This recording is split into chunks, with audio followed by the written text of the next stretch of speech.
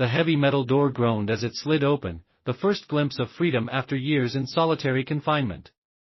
The inmate, once confined to a small, dark cell in Pelican Bay's security housing unit, SHU, stepped out into the world for the first time in years.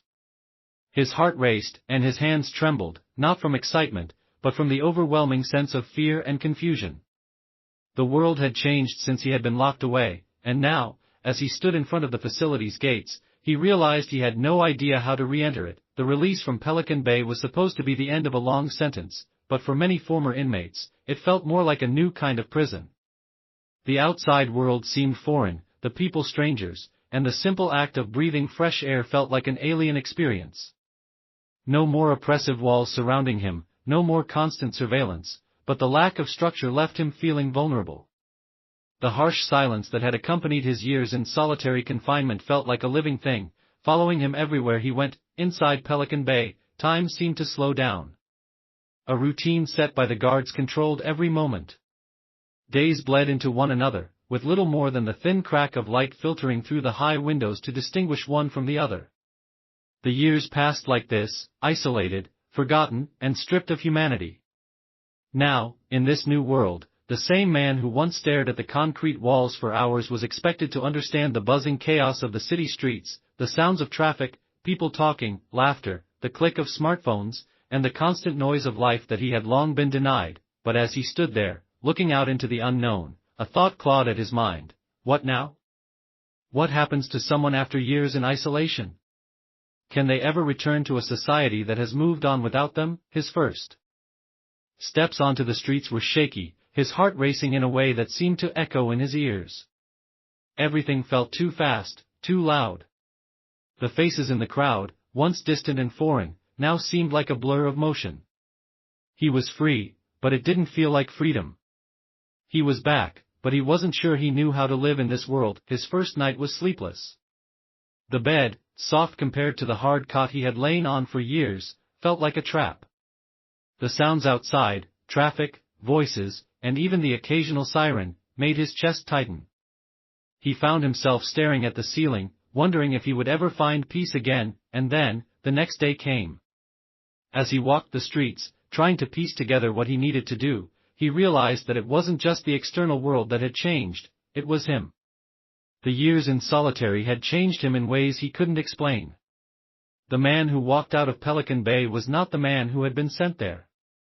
He had become someone else, someone who struggled to find his place in a world that felt cold and indifferent, but as the sun began to set that evening, he couldn't shake the feeling that something was wrong. A sense of dread gnawed at him. There was something out there, something waiting for him.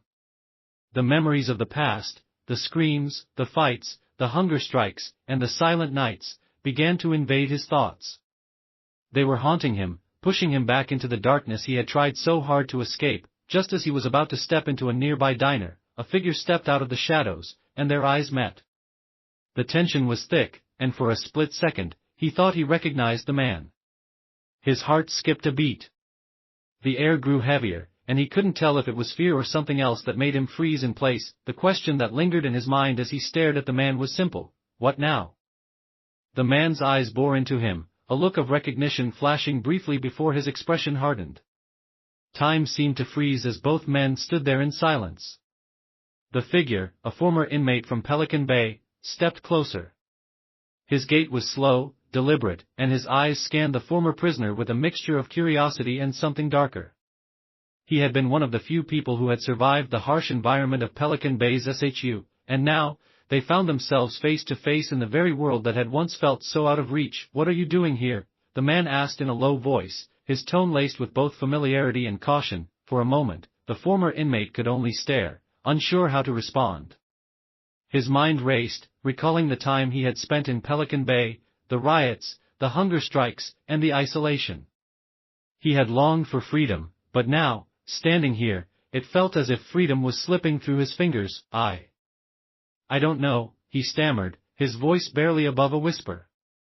The question hung in the air between them, one that he wasn't sure he could answer. The other man studied him for a moment longer before letting out a sigh.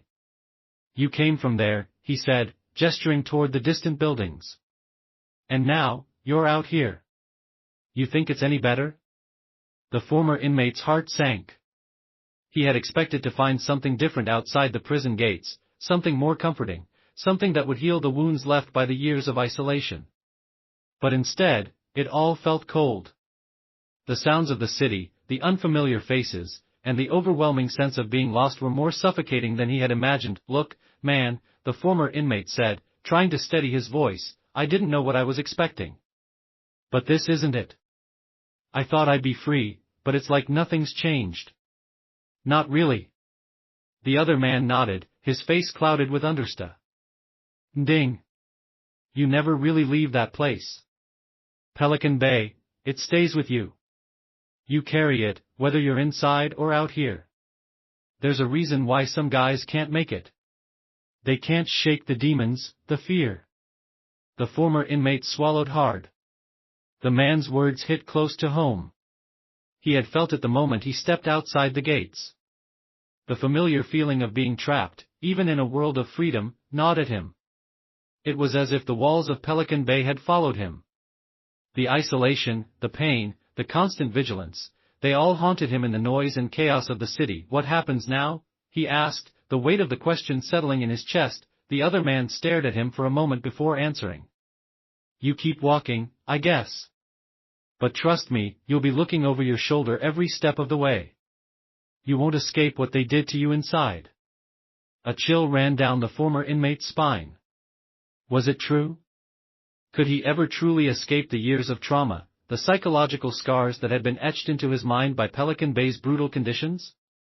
Could anyone who had been locked away in solitary confinement ever truly be free? Just as he opened his mouth to ask another question, a loud shout echoed from across the street. A group of men had gathered near a street corner, their voices rising in anger. It was a familiar sound, one that the former inmate had heard countless times in Pelican Bay, the unmistakable tension of conflict bubbling to the surface. Without thinking, the former inmate instinctively took a step back, his body stiffening. His hands clenched into fists, his muscles tense as if preparing for a fight. It was a reflex, a survival mechanism honed over years in one of the most violent prisons in America. The man beside him noticed the change. "You can't do this here," he said quietly. "You can't go back to that place in your head. You're out. Now. It's different out here." But the former inmate wasn't listening. His mind flashed back to the countless confrontations in Pelican Bay, the constant battles for respect, for survival. The air felt heavy again, like it did back inside. He could hear the echoes of the past, feel the pulse of violence that had surrounded him for so long. The fear, the uncertainty, they all flooded back. The shouting from the group grew louder, and without thinking, the former inmate took a step forward, his eyes locked on the scene. It was like he was being pulled back into a world he had tried to escape. The weight of the past gripped him tightly, and in that moment, he didn't know if he was walking toward the danger or running from it. "Stop," the other man shouted, grabbing his arm. "This isn't Pelican Bay. You don't need to do this. You're free now." But the former inmate wasn't sure. He wasn't sure what freedom really was anymore, and then, just as the tension reached its peak, a loud crash sounded from the street. One of the men had thrown something, a bottle, perhaps, and the situation escalated rapidly.